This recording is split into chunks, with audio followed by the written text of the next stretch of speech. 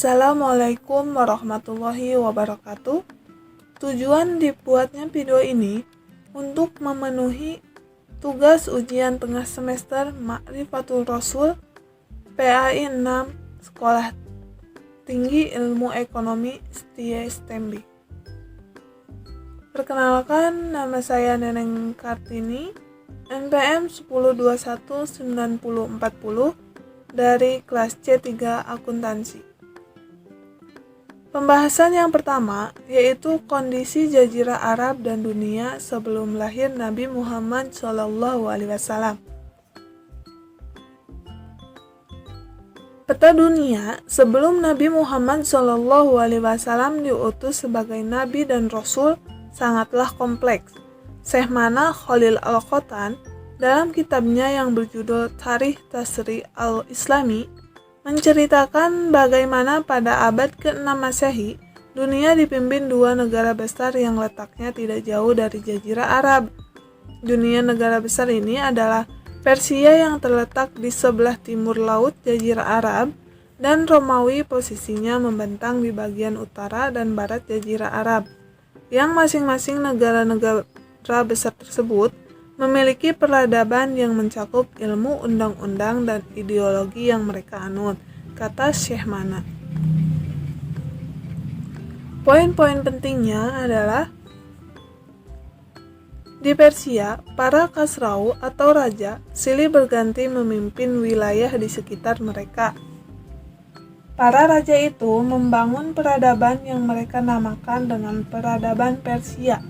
Negara paling akhir yang memegang tampuk kepemimpinan negara Persia sebelum datangnya Islam adalah negara Sasaniyah. Yang selanjutnya yaitu orang-orang Persia dikenal sebagai masyarakat yang suka menyembah fenomena natural atau ajaran Zoroaster. Ajaran-ajaran Zoroaster atau orang yang dianggap sebagai nabi oleh orang Persia berdiri atas dasar bahwa ada perbedaan dan perselisihan antara kekuatan-kekuatan yang saling berseberangan seperti cahaya, kegelapan, kesuburan, kegersangan, dan yang lainnya. Menurut Zoroaster, bahwa di dunia ini ada dua sumber atau Tuhan. Pertama, Tuhan kebaikan dan Tuhan keburukan. Kedua Tuhan tersebut selalu berada dalam lingkup perselisihan. Masing-masing dari Tuhan tersebut memiliki kemampuan yang berbeda dalam urusan penciptaan. Nah, sumber atau Tuhan kebaikan adalah cahaya. Cahaya inilah yang menciptakan segala sesuatu yang indah, baik, dan bermanfaat, seperti penciptaan hewan yang bermanfaat dan burung-burung yang indah. Sementara Tuhan keburukan adalah kegelapan yang menciptakan segala keburukan yang ada di dunia, seperti hewan yang buas, ular, serangga, dan semisalnya. Pada ujungnya keselamatan hanya akan diperoleh oleh Tuhan kebaikan. Sekitar tahun 487 Masehi, muncul seorang yang bernama Mazdak di Persia. Dia menyerukan dakwah kesyirikan model baru kepada manusia. Mazdak berpendapat sebagaimana pendapat Zoroaster mengenai cahaya dan kegelapan. Hanya saja ajaran-ajaran yang ia pegang adalah ajaran sosialisme. Oleh karena itu, ia berpendapat bahwa seluruh manusia dilahirkan dengan kondisi dan cara yang sama. Maka seharusnya mereka hidup dalam kesetaraan, terutama dalam urusan harta dan wanita. Masalah besarnya yaitu kondisi masyarakat Arab sebelum kedatangan Islam, ditulis Masudul Hasan dalam History of Islam. Buku tersebut menceritakan masyarakat Arab mengalami kemerosotan moral, minuman keras, judi, cabul, dan seks bebas adalah hal yang biasa. Yang selanjutnya yaitu kisah Nabi Muhammad SAW sampai diangkat menjadi Rasul. Pertama, Nabi Muhammad SAW lahir pada hari Senin 12 Rabiul Awal tahun Gajah dan bertepatan tanggal 22 April 571 Masehi di Mekah. Dan Nabi Muhammad wafat pada 8 Juni 632 Masehi di Madinah pada usia 63 tahun. Kisah Nabi Muhammad SAW, masa kelahiran Nabi Muhammad. Kebiasaan masa jahiliyah. Pada zaman sebelum kelahiran Nabi Muhammad, ada hal-hal yang terlihat berbeda bila dibandingkan dengan setelah kelahirannya. Kemudian ditandai pula dengan peristiwa yang luar biasa terjadi pada saat waktu-waktu kelahiran dari Nabi Muhammad. Itulah salah satu poin dari keistimewaannya beliau. Nah, kebiasaan masa jahiliyah. Pada zaman kelahiran Nabi Muhammad SAW, masyarakat Mekah mempunyai kebiasaan jahiliyah yang itu kebiasaan menyembah patung atau berhala. Jahiliyah artinya zaman kebodohan. Yang disembah bukan Allah tetapi patung atau berhala, dan kebiasaannya sangat buruk, yaitu mabuk, berjudi, maksiat, dan merendahkan derajat wanita. Mereka hidup berpindah-pindah dan terpecah dalam suku-suku yang disebut kabilah. Hidup serba bebas, tidak ada aturan dalam bermasyarakat, sehingga kehidupan sangat kacau balau. Yang kedua, peristiwa tahun gajah.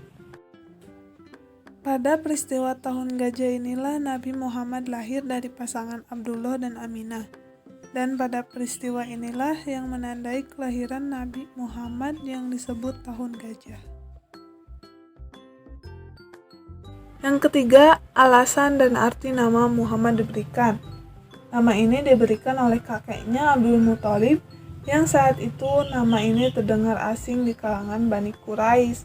Arti dari Muhammad adalah orang-orang yang terpuji. Alasan kakeknya memberikan nama ini tentu dengan harapan kelak orang-orang banyak akan memuliakan dan memuji Muhammad dan selalu berada di dalam kemuliaan.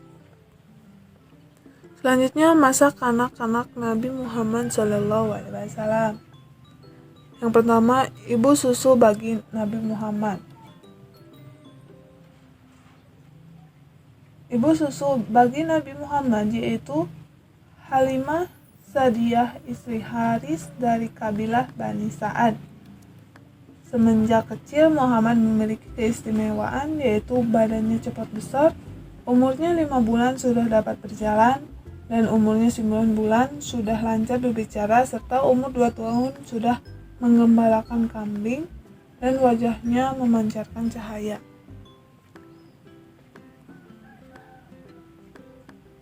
Yang kedua, dibelahnya dada Nabi Muhammad. Dengan adanya peristiwa itu, Halimah khawatir dan mengembalikan Nabi Muhammad kepada ibundanya. Dan yang ketiga, sepeninggal ibunda Muhammad dan menjadi yatim piatu. Pada usia 6 tahun, Nabi diajak ibunya untuk berziarah ke makam ayahnya di Yathrib dengan perjalanan 500 km.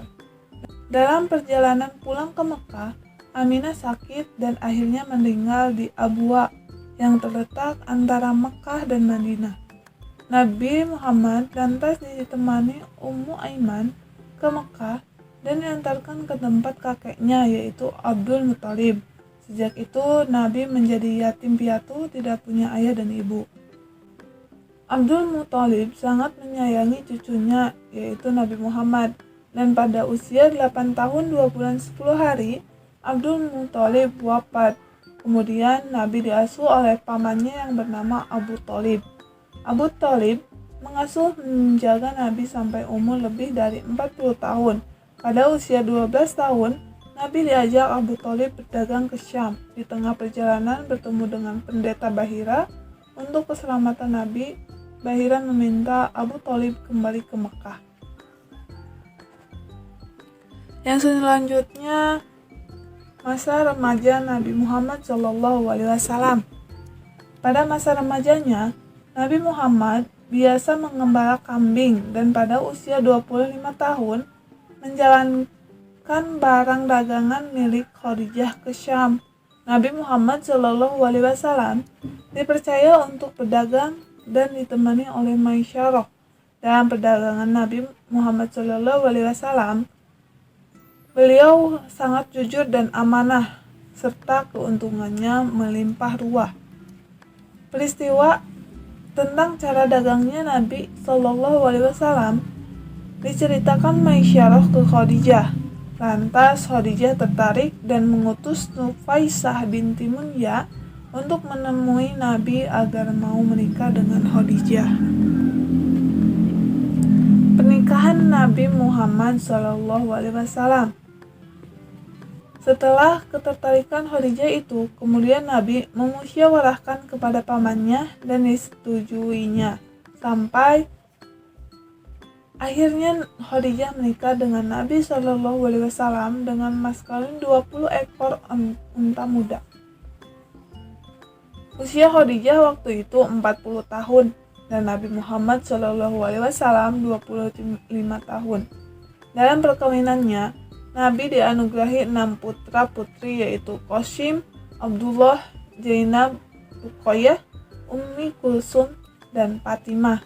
Semua anak laki-laki Nabi wafat waktu masih kecil, dan anak perempuan yang masih hidup sampai Nabi wafat adalah Fatimah. Yang kedua yaitu istri-istri Nabi Muhammad. Adapun istri-istri Muhammad SAW yaitu berjumlah 11 orang, yaitu Khadijah binti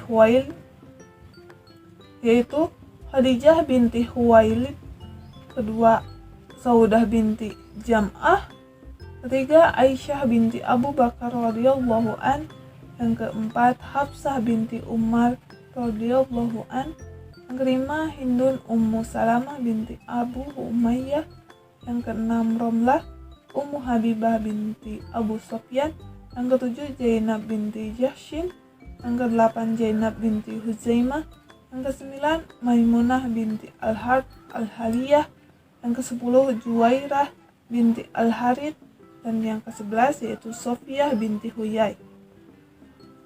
Nabi Muhammad menikahi mereka semua setelah Khadijah meninggal, dan mereka semua beliau nikahi dalam keadaan janda kecuali Aisyah radhiyallahu an. Jika dilihat dari fakta tiap pernikahan beliau, semuanya mempunyai hubungan yang kuat dengan dakwah dan ajaran Islam yang dibawanya. Selanjutnya, masa kerasulan Nabi Muhammad SAW.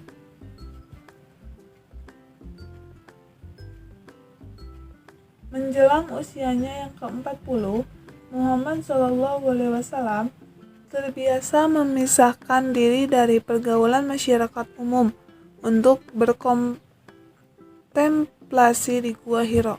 Beberapa kilometer di utara Mekah, di gua tersebut Nabi mula-mula hanya berjam-jam saja, kemudian berhari-hari bertafakur.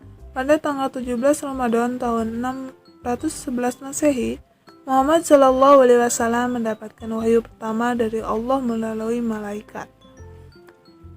Pengetahuan kerasulan.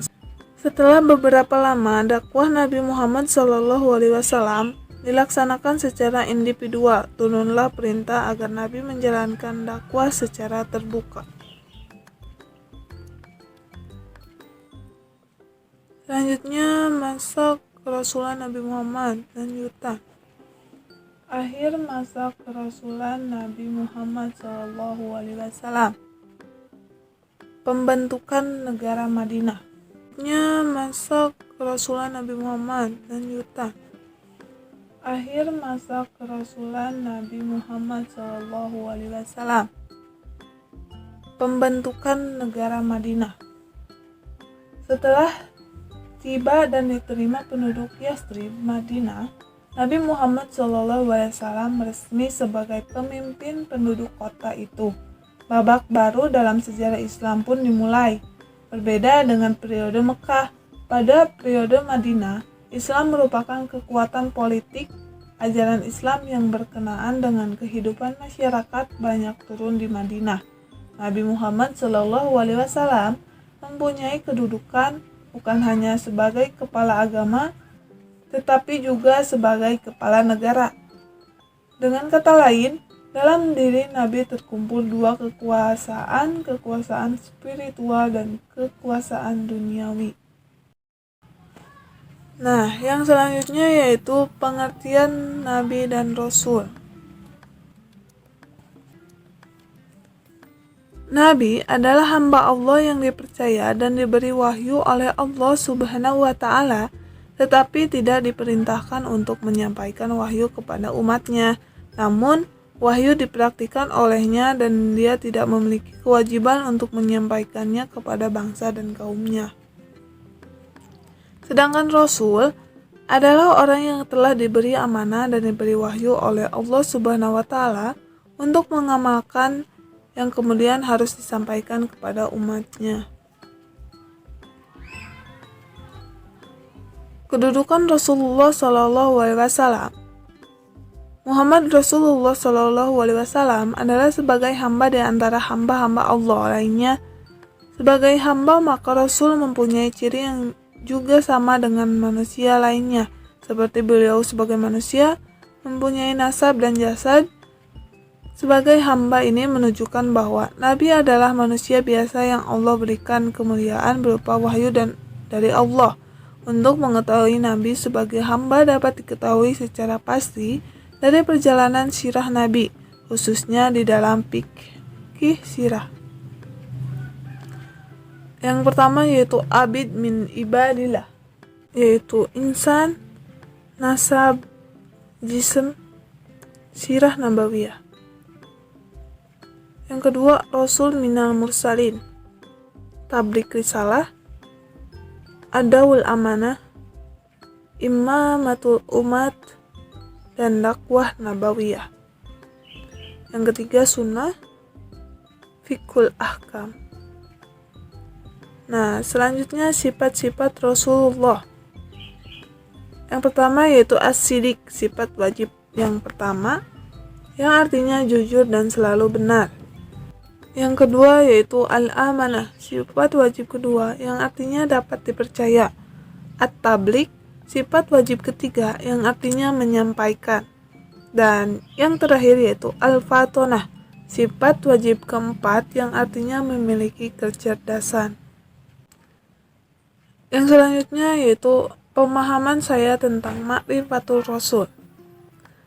Ma'rifatul Rasul ini membahas bagaimana mengenai Rasul, apa saja yang perlu diketahui dari Rasul, dan bagaimana pula kita mengamalkan Islam melalui petunjuk Rasul. Yang penting dari pembahasan ini adalah kita mengetahui, memahami, dan dapat mengamalkan sunnah Nabi dan menjalankan ibadah dengan baik.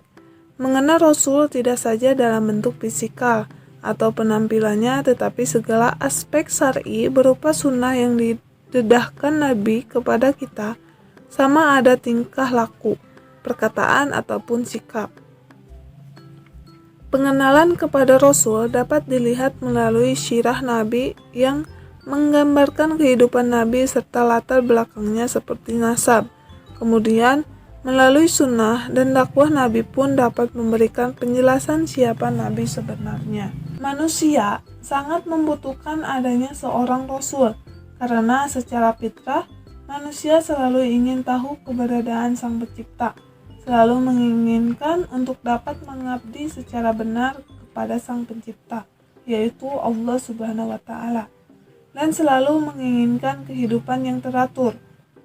Untuk bisa mengetahui secara benar tentang keberadaan Allah, bagaimana cara melakukan pengabdian kepadanya, dan bagaimana bisa memahami aturan main hidup yang dibuat oleh Allah Subhanahu wa Ta'ala sebagai pencipta yang akan menjadikan kehidupan manusia menjadi teratur.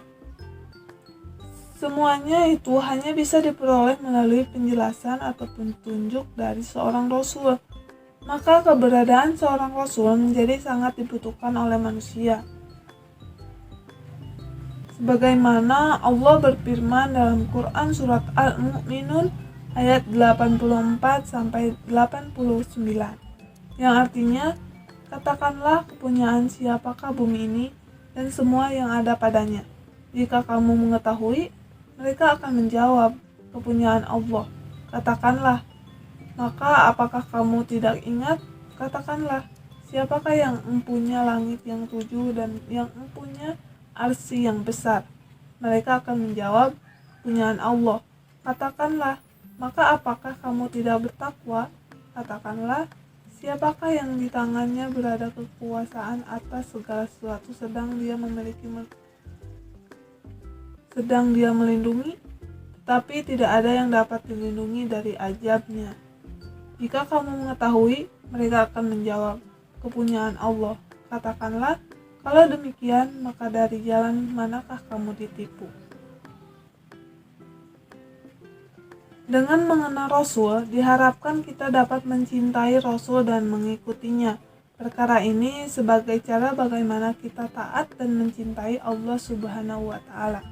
Oleh karena itu, mengenal Rasul tidak saja dari segi jasad, nasab, dan latar belakangnya, tetapi bagaimana beliau beribadah dan beramal soleh.